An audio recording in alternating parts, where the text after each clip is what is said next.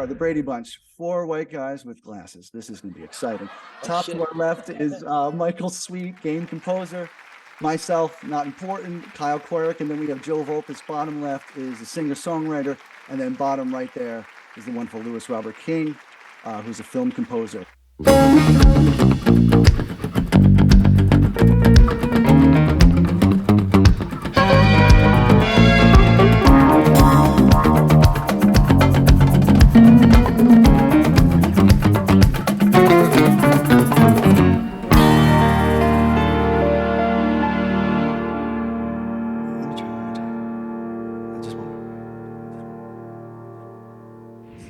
One of the few great things about today is those are the hats that you guys that's what you kind of hang your hat on. But I've also known you guys in different capacities. I won't get into right now as far as playing instruments, as far as producing, teaching, engineering. It's more than what you guys do. And that's kind of one of the benefits of today's crazy industry is that no matter how good you really are at one thing, you've had to develop several. And honestly, I think back in 1952, you were the big band drummer. That was it. That's what you were doing. I want to start right at the top here with Michael. Can you tell us, like everyone writes music, and I'm looking at my notes here, and you guys got these questions, and hopefully we can talk about it in depth, but we're just going to bounce it around real quick. What makes your job unique beyond the 12 notes? And I know that sounds a little silly, but just kind of take us in a little bit what you have to think about besides the music, as weird as that sounds. I think, and this applies kind of to all of us in some ways, is that we have a client, right? We have whoever's paying us to do what we do. And so number one is we have this person that we have to interact with, and we work as a collaborator with that team. And sort of exclusive to my work, which is more game related, one of the things that kind of makes it unique is the way we kind of spot games, which is different. A lot of times we're thinking about game mechanics, like how is the game being played, and what can we pull out of that, whether it's, say, number of enemies or some other game parameter like time or the weather or whatever, number of butterflies, and how that might influence the music in some way. So spotting is unlike, say, film, where you sit down with a director, it's more sort of an ongoing process as you develop the game, where you're kind of thinking, well, what game parameters can I use to influence the music to get darker or lighter or change the mood overall? And I think it's one of the things that makes games unique in that way, is that you're brought on as a collaborator into that game development process, where you're starting to think about, well, how is the game being played, and when are people playing it, and kind of looking at all those aspects. Man, those are phenomenal points. Let's bounce that down to Louis. About film composition. Can you tie that in? Same question to some of your ideas, what you experience beyond the notes. Yeah, I mean, film composing is about narrative. You're a storyteller, and you didn't create the story. You're supporting someone else's story, and everything you do and every decision you're making has been laid out for you really by someone else, in the fact that you're supporting the narrative. It's like, when does the music shift? When does the music change? Right. As opposed to just writing music for music's sake, where you're making all those decisions and doing what you think how it should evolve, where, for underscore, for a film, you're following someone's path, the path of a scene, the path of a character. But well, let's bounce that to Joe, who, and I know that you've also written for other people as far as being a songwriter, but you might have more of that, I don't want to say pixie dust, but the whole reason why we started doing this in the first place was just for the joy of coming up with something. So you might have a client, but I'm also sure that once in a while you're on vacation, and you're looking at flowers out back, and all of a sudden the melody comes in, you write something just because you want to. But so to tie into what the other two talk about your approach, but that's interesting that both Mitch and Lou brought that up, that it's with the client, because you've had, in his sense, you have both, if we think about it in a simple way. So go ahead, Joe. Well, wow. Good morning. A minimum. Yeah, another coffee didn't kick in. I guess, working with clients, I don't think it's any different. Well, it's certainly, I'm more focused on really not being too laid back with when we're talking about songwriting, obviously, right? Yeah, So absolutely. like when it's with me and I'm writing for myself, which I really haven't done exclusively until COVID.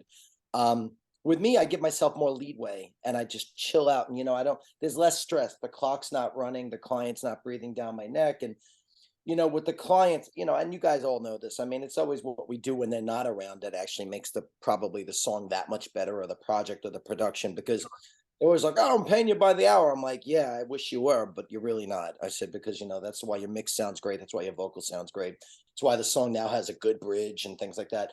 I guess as far as the songwriting goes, and again, I really stopped writing for myself up until COVID, probably for about 20 years.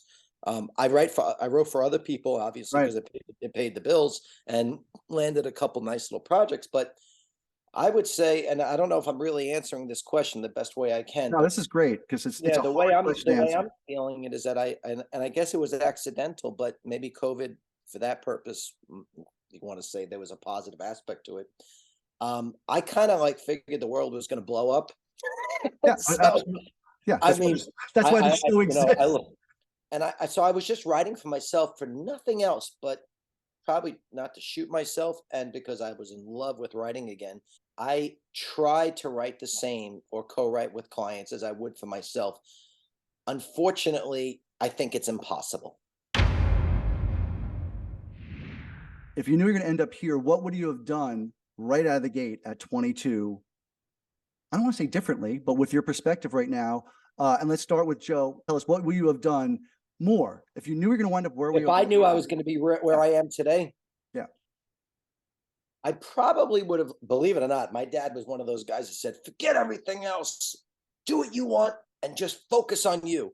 Right. I'm like, "Yeah, well, I don't want to ask you for money. I don't want to, you know, I guess I would have listened to him, but I was too afraid to not work. I'm Okay. one of those guys that really had to be independent from the day I could remember. So, in short, I probably would have listened to my parents more when it came to just going for it as an artist, because I think I had the potential of doing this. I certainly was nowhere uh, Well, able to do what I'm doing today. I think the culmination of the last 35 years helped me do what I'm doing as well as I can today. So I couldn't have done any of this shit today. So it's really kind of, I okay. guess, Well, maybe it was good. Maybe, I I think, don't know. Lou, what about you? What about you? What would you have done right out and I know that you had success early, but what would you have done right out of the gate, 22? I could have started doing it early, and I didn't need to do it early. But if I had, it would have been a very smart move, and that's really creating a network. Yeah. I've always been shy. I've always been an introvert. And when I was young, I was extremely shy and an extreme introvert. So the idea of just kind of meeting people for the sake of meeting people and growing a network was just not something that was in my wheelhouse. I wasn't good at it. Well, that's Um, a great answer. That's why we're doing Yeah. this. That's a great answer. and I was lucky early. I got thrown into a batch of people, and a batch of people knew who I was and what I did. And then that batch of people kind of expand what they're doing and where they are, but they still know I exist. So there's these people who call me for whatever. And then at some point, those people don't do that work anymore, what have you. And suddenly it's like, well, gee, no one knows who I am. And that's going to be a real problem. No one can hire you if no one knows you exist. Yeah. Yeah. Michael, take us. And I know you've been doing, I personally know you've been doing games for decades, but kind of like Lou right out of the gate, what would you do? What would you? Yeah, I think that this is a great question. Although my 22-year-old self would not listen to my 50-year-old self. I think that Right. like there are times when you're kind of open to hearing things, and I think that when I was young, I was pretty naive, which indirectly helps, because I think this industry can be difficult, and I think like having a little bit of blinders on when it comes to this industry is actually kind of a good thing in terms of like not knowing. I think one of the things, that I sort of treated my early career as kind of like saying yes, Yeah. and I think that's kind of a key to being successful is kind of saying yes to kind of everything that's related at the time for me, audio, which could have been anything from dialogue recording and editing to sound effects to music. And that sort of helped me later, but it also helped me, you know, to think about things like paying rent and building an audience and all that kind of stuff. You know, Yeah. if I had to give I love Lou's comment about kind of networking, things like that. I would tell my younger self to be less angry and smile more and be friendly and You're the to nicest. build those audience too, because I think that makes your life a whole lot easier than to be sort of the dark, sort of having a dark cloud over your head and sort of you know, going in this direction. I think having community, building community is probably one of the most important things that we can do. Let's stay with Michael. Tell us something about your specific industry that surprised you the most. And I know that's been changing. That's a cool thing and a tough thing. What's surprising most about gaming and about what you have to do?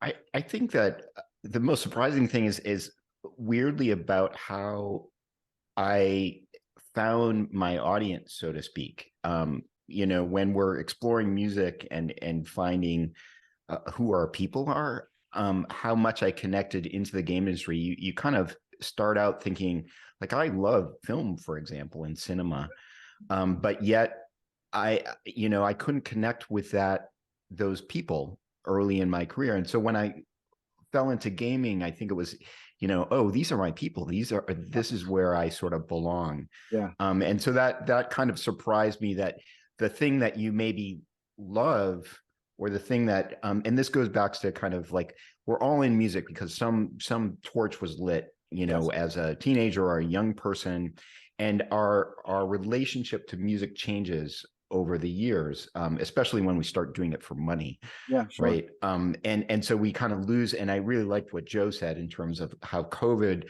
allowed him to kind of be a little outside of the machine, and almost kind of reconnect with what music is to us. And I think sometimes that gets lost in what we do, in terms of all the other things that we have to do to kind of support that. And then music becomes like a job where, you know, it feels so much, we're so much closer to that when we're young. Yes. So there are lots of surprises along the way in terms of what you think your career is going to be, and then it kind of takes a right turn and then a left turn and things like that. So, all right, sure. Let's bounce down to Lou. What about you, Lou? What's about your industry that surprised you most? I know it's changed a lot too in the last, with streaming and everything else, but go ahead. Yeah, I think the thing that you aren't prepared for when you start doing this kind of work is the skill set you're going to need to have to be able to talk about music with people who aren't musicians. Oh, there you go. There's a real voodoo. It's really a sixth sense. I don't think it can be taught. I think you have to experience it.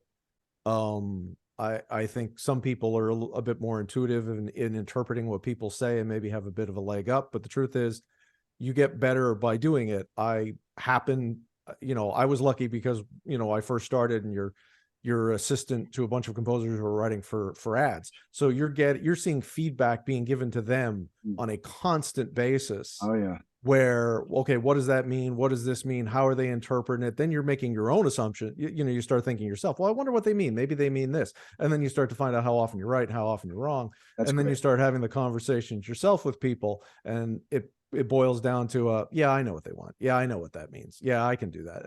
And that is, no one tells you that. Right. Nobody tells you that this is something you're going to need to know how to do. And I see a lot of people talking about, oh, we're on revision number 37. If you're on revision number 37, you're either working with someone who has absolutely no idea what they want, which happens, but more often than not, I think you need to look within yourself and say, what am I not catching here? What am I not thinking about? What am I not thinking hard enough on? And I think that's a huge part of writing for media. That's phenomenal. Do you know the Quincy Jones story on how Billie Jean, they were on mix like 83 or 82? And he walks into Bruce, right, who I believe engineered it. And he's like, what? And he goes, yeah, we're getting close, whatever. However, he was trying to explain it to him. Yeah. And Quincy, in his brilliance, went, play me mix number 2. That sounds great. Print it. And just walked out. That's great. Yeah, all right, so let's bounce that. Speaking of the recording industry in that way and songs, Joe, what about you? What, you know, I'm actually glad the music, I mean, I don't normally say that, the times have always been better with everything, but I'm actually glad how radical. Listen, Bonnie Raitt just got Song of the Year. I know. Yeah, Kelsey Ballerini just got, I mean, I had a Lifetime Achievement Award personally with Johnny Fontaine, The Godfather, Al Martino 5 years ago. So Yeah. because the music business is constantly challenging itself, that's, I think, what keeps the door open to everybody. great point. Back in the day, when we were at Berkeley, they're like, "Oh, it's a young person's business." Not, you're right, not anymore. No, it's not, because you got to you're be right. a hell of a lot smarter than, the young guy to know how to sustain yourself. And I agree with what everyone said so far on all points. I just love how the songwriting portion of the music business is so diverse and so open to freedom, because It I is. think that's what enables me personally to even have a voice today. That's great. Yeah, if you have talent and you have a little bit of moxie and technical know-how, there's no reason why you can't have something to present to people that represents pretty much all of you. You used to have to go to a studio, and if it wasn't the top-notch studio with the top-notch musicians, top-notch people, it was going to be a 6 if you were lucky. Now, you can really get it to a 9. I just want to get this one in real quick because this is fun. We're getting heavy, and you guys have had phenomenal answers and questions. And we're going to do questions to one another really quick if we have time for it. Joe, I know you have to go. Actually, they text me. I'm good till 1:40, so we're good. We're good. All right, beautiful. Yeah. I love it. But I like a little pressure. Bill Parcells said it's only pressure if you feel it. What a great comment. Anyway, favorite. I had to actually go through a hurricane, but not looking for sympathy, but actually I'd like to leave the island. I think it was in October or whatever. And that moment, it was like, okay, if that hits, what are you taking with you? And obviously I took my hard drive and I took my Guild, the acoustic all the way, not the telly, the other side. I took my Guild. Okay, that's not going to happen. Angels are going to visit you tonight and you're going to be fine. But if that happened, let's start with Joe. What are you taking with you? I'm giving you 2 things. Well, I'll take Nancy and my cat. Okay. Oh, come on. That's why you're doing that because of your tune coming out to look like. No. Yeah, you are. No. I mean, listen. I'm surprised. Like this laptop, for example. Yeah. Things can be replaced. 2 days ago, it started crashing, and I started looking. I know, but I never had to even think about that. I have my favorite piece of gear. The SM7B microphone is like my favorite thing ever. It just is. I have such a. I can't take the SSL because it's 2,500 pounds. No, I know that. Thank God. And it was a bitch getting here, and it was a mistake. All right, but I'm going to give you one more shot. Two pieces of gear. Oh, gear? Yeah, it could be a guitar, something you could take in a car and get off the island. It's all about me. I want to talk about me. I mean, honestly, man, place. I like having a keyboard with me wherever I go. But okay, that's one. I don't know. I mean, maybe the money in the mattress. I don't know. Okay. All right, Lou. Italian. We got a lot. I know Lou just needs a pencil and some scoring paper, but you have a bunch of gear behind you. You're in studios. Well, that's true. Yeah, that's true. But for me to be productive. I know. But I know the essence of the question. Yeah. I mean, honestly, I think if as long as I have my U47, oh, how dare you? I'm good. Like I can put that on most anything. Huh? What year is that you have? Well, it's Telefunken, so it's got to be early 50s. Yeah. Wonderful. Yeah. So glorious. Great answer. What else? U47 and what else? I mean, I could take, a Lang EQ or something to maybe something like that. But honestly, I'd be fine with just the microphone. So should I leave Nancy home? Yeah. Nancy, I don't even know who she is. Fend for herself. unless it's some new fit Mike named Nancy. She could carry another piece of gear. She can carry. You get 3. You get 3. All right, Michael, tell me, what about you? What are you taking? Yeah, in terms of like favorite gear, I'd probably take that white guitar back there, which is just a kind of like a Strat. Yeah. Like heavily modified Strat. And I take my Tempest drum machine. And what's weird is I almost never use them on real gigs. So they're more like personal. They're like personal. Yeah. What is that? Like attachments to the Tempest drum machine. Yeah, I know it's a drum machine. Yeah, I never heard of that. I never even heard of it. So it was a collaboration between Roger Lynn, the famous Yeah, yeah, yeah. Roger Lynn from Lynn Lynn Drum Drums, yeah. Machine and the MPC 60, and Dave Smith, famous synthesizer Oh. designer. And they collaborated on a drum machine together called the Tempest, which they don't make anymore. It had a kind of 10-year run or so. Okay. But I love it dearly, and it's fun to play around with. And it, again, they're more personal items. I think that for most of us, like, gear is ultimately replaceable, but you know, you know, you develop sort of personal like attachments and relationships to gear and things like that. And, You know what those happened? are the two things that I have. So You having said that, I'll eliminate the hard drive, since I thought I know you guys have to be hard drive guys, but we'll eliminate that. It would be the Guild. And Oh no, you can't modify it now. no, I am. Well, I came up with the question. I can do whatever I want. I'm taking the LA3A. Because I think the Mercury M72 they still make. The LA3A they don't make anymore.